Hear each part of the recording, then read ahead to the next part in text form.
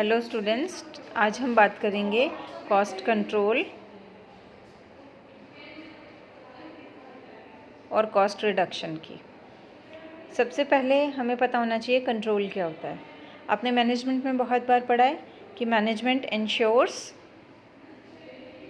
Formulation of plans and policies for the purpose of attainment of organisational objectives.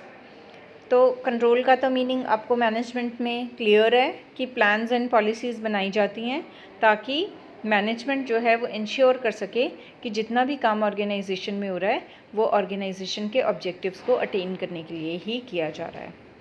दूसरी चीज़ इसमें आती है meaning of cost control. हमने control का तो मीनिंग कर लिया, अब हम करेंगे कॉस्ट कंट्रोल क्या होता है।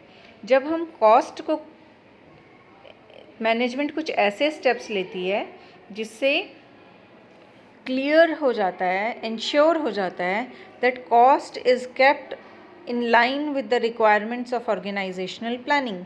ऑर्गेनाइजेशन की प्लानिंग के हिसाब से ही कॉस्ट इन लाइन है और वो अटेनमेंट ऑफ ऑर्गेनाइजेशनल टारगेट के लिए ही वर्क कर रही है। इसमें हम बेसिकली क्या करते हैं, हम एक्चुअल परफॉर्मेंस देखते हैं, एक्चुअल कॉस्ट देखते हैं, हम प्री डिटर्मिन्ड स्टैंडर्ड्स देखते हैं, हम दोनों को कंपेयर करके देखते हैं और उसके बाद करेक्टिव मेजर्स लेते हैं कि अगर कोई चेंज करने की ज़रूरत है कॉस्ट को कंट्रोल करने के लिए तो वो सारे मेजर्स एंड पॉलिसी फॉर्मुलेशन की जाती है। Next we will be discussing objectives of cost control. Cost control क्यों करते हैं? पहली चीज़ कॉस्ट को कम करने के लिए, टू लोअर द कॉस्ट। दूसरा point, obtain better performance for the same cost. Cost उतनी ही आ रही है बट परफॉर्मेंस बेटर हो रही है, यानी कि हम एफिशिएंसी को इम्प्रूव करने के लिए काम करने की कोशिश कर रहे हैं। Third, to set the limits up to which cost should be brought down, कि कितनी हमने कॉस्ट को कम करना है, हम उन स्टैंडर्ड्स को भी तैयार करते हैं। उसके बाद ऑब्ज़र्व करते हैं एक्चुअल कॉस्ट कितनी है क्वांटिटेटिव फॉर्म में, फिगर्स में। उसके बाद हम उसको कंपेयर करते हैं हमारे स्टैंडर्ड से, कितनी होनी चाहिए थी। उसके बाद हम देखते हैं वो अच्छी है कि बुरी है और हम उसमें क्या चेंजेस करना चाहते हैं। इसमें दो चीज़ें बहुत इम्पॉर्टेंट हैं, मैंने स्पेशली हाईलाइट भी किया है, डायरेक्शन एंड रीज़न। डायरेक्शन यानी कॉस्ट इंक्रीज़ हो रही है कि कॉस्ट डिक्रीज़ हो रही है, and reason why that is happening.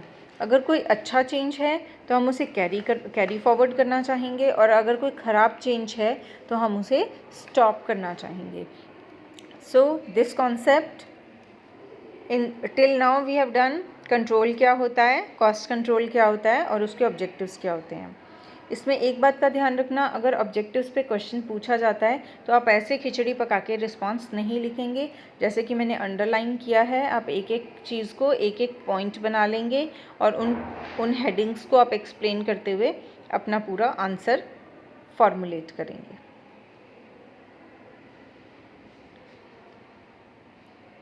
Next we will be looking into components of cost control. Cost control में क्या क्या कंपोनेंट्स है? बेसिक दो हैं, इंफॉर्मेशन और एक्शन।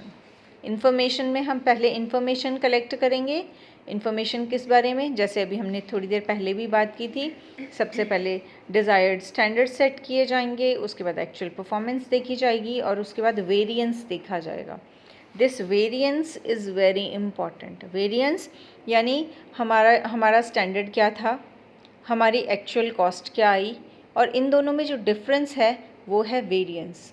वो कितना वेरी कर रहा है, हमारा फोकस वेरिएंस पे होता है। अगर वेरिएंस पॉजिटिव है यानी कि हम कॉस्ट को अगर कम कर पा रहे हैं तो हम रीज़न फाइंड आउट करते हैं कैसे करें और कम करना है तो। और अगर हमारा वेरिएंस जो है वो नेगेटिव है यानी कि हमारी कॉस्ट बढ़ती जा रही है तो फिर भी हमें रीज़न फाइंड आउट करना पड़ेगा कि क्यों बढ़ रही है और उसको किस तरीके से कंट्रोल किया जाए। So this is very important matter. Next topic is steps in cost control. अब स्टेप्स में देखो इसी चीज़ को हम डिटेल में करेंगे। सबसे पहले हमने स्टैंडर्ड को सेट किया। स्टैंडर्ड सेट करने का बहुत सिंपल सा मीनिंग बेटा ये है कि हम एक मापदंड बना रहे हैं जिससे हम अपनी कॉस्ट को कंपेयर करके देखेंगे कि वो कंट्रोल में है भी कि नहीं है। सो स्टैंडर्ड सेट होता है। उसके बाद clearly define authorities and responsibilities, किसकी क्या अथॉरिटी है, किसकी क्या रिस्पॉन्सिबिलिटी है, इसका क्लियरली डिफाइन होना ज़रूरी है, ताकि अगर कॉस्ट इंक्रीज़ होती है तो भी ज़िम्मेदारी फ़िक्स की जाए, और अगर कॉस्ट रिड्यूस होती है तो क्रेडिट देने के लिए भी किसको क्रेडिट मिलेगा, हर एक इंसान की अलग अलग ज़िम्मेदारियाँ यहाँ फ़िक्स हो जाती हैं। Next is accumulation of actual cost. पहले हमने स्टैंडर्ड बनाया था, फिर हमने ज़िम्मेदारियाँ फ़िक्स की, अब हम देख रहे हैं कि कॉस्ट कितनी आई है, एक्चुअली में कॉस्ट कितनी आई है। उसके बाद टाइमली कंपैरिजन, उन दोनों को हम कंपेयर करके देखेंगे कितनी होनी चाहिए थी, कितनी है, उनको टाइमली कंपैरिजन। अब यहाँ पे बहुत ही अच्छा वर्ड यूज़ किया गया है, टाइमली। टाइमली क्यों? समय पे रहते अगर हमने कॉस्ट को कंट्रोल किया तभी कॉस्ट कंट्रोल का कोई फ़ायदा है। अगर कॉस्ट बहुत ज़्यादा बढ़ गई और साल के एंड में हम कह रहे हैं तो कॉस्ट बढ़ गई, इसकी वजह से लॉस जनरेट हो रहा है, तो उसका कोई फ़ायदा नहीं है। हमें टाइमली डिसीज़न लेना है, हमें टाइमली उसको कंट्रोल करना है, उसको रिड्यूस करना है, ताकि हम लॉसेस तक पहुँचे ही नहीं, और या फिर हम उन लॉसेस को प्रॉफिट्स में कन्वर्ट करते हैं। Next is effective reporting system. Reporting system में क्या होगा? कंसर्न्ड हायर अथॉरिटी, हमने यहाँ अथॉरिटी और रिस्पॉन्सिबिलिटी फ़िक्स की थी, तो हर इंसान अपनी हायर अथॉरिटी को रिपोर्ट सबमिट करेगा कि क्या कंट्रोल मेजर्स लिए गए, क्या काम किया गया, एक्चुअल परफॉर्मेंस कैसी रही, स्टैंडर्ड्स क्या थे, कैसे उनको इंट्रोड्यूस किया गया, कैसे उनको कम किया गया, वर्स्ट सर्कमस्टांसिस को कैसे बेटर ऑफ किया गया, and everything.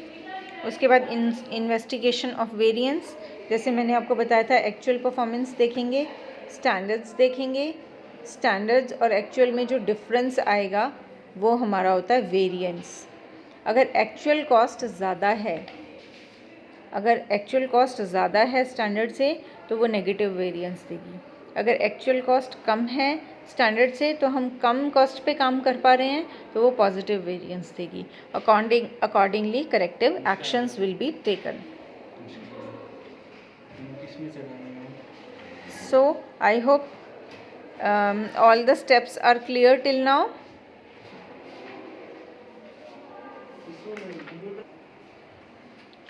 Now next we will be discussing the techniques of cost control. Techniques of cost control के बेटा जितनी भी टेक्निक्स हैं वो 1 by 1 आपके कमिंग अप नेक्स्ट चैप्टर्स हैं। पहला है स्टैंडर्ड कॉस्टिंग, जैसे कि नेम इंडिकेट कर रहा है। इसमें क्या करेंगे? इसमें सबसे पहले वेरिएंस के एलिमेंट्स को चेक करेंगे, जैसे मटेरियल, लेबर, ओवरहेड, ये 3 तरह की कॉस्ट होती हैं। फिर हम कंपेयर करेंगे एक्चुअल और स्टैंडर्ड को, और फाइनली हम उनको एनालाइज करेंगे कि उनमें वेरिएंस कैसी आ रही है। और उसके बाद सबसे इम्पॉर्टेंट चीज़, जैसे कि अभी हमने ऊपर भी कहा था, लोकेशन ऑफ रिस्पॉन्सिबिलिटी। यहाँ देखो हमने बात की थी ना कि हम रिस्पॉन्सिबिलिटी और अथॉरिटी फ़िक्स करेंगे, उसी का यूज़ देखो यहाँ पे साथ के साथ। फाइनली स्टैंडर्ड कॉस्टिंग में हम क्या कर रहे हैं? हम वेरिएंस को फाइंड आउट कर रहे हैं, हम रिस्पॉन्सिबिलिटी फिक्सेशन कर रहे हैं, और हम करेक्टिव एक्शन भी ले रहे हैं। So this is the first one which is standard costing. Second is budgetary control. Budgetary control भी एक tool of control and control technique है। इसमें बेसिकली क्या करते हैं? हम बजट बनाते हैं।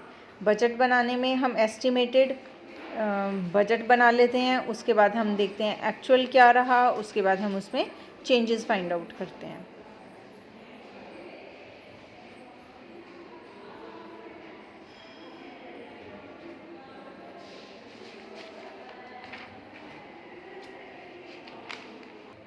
चलिए एक रीकैप लेते हैं आज के लेक्चर का।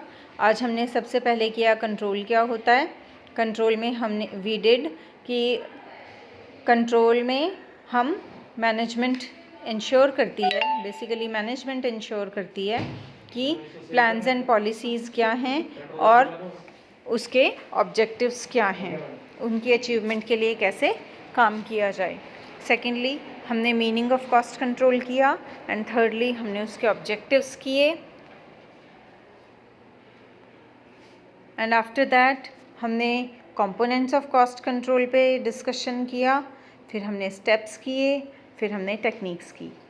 आज के लिए इतना काफ़ी है। आप इसको अच्छे से थॉरोली पढ़िए और आफ्टर दैट आप मेरे साथ कोई भी प्रॉब्लम हो तो आप डिस्कस कर सकते हैं। Wish you all the best. Start doing this chapter. Have a nice day बेटा।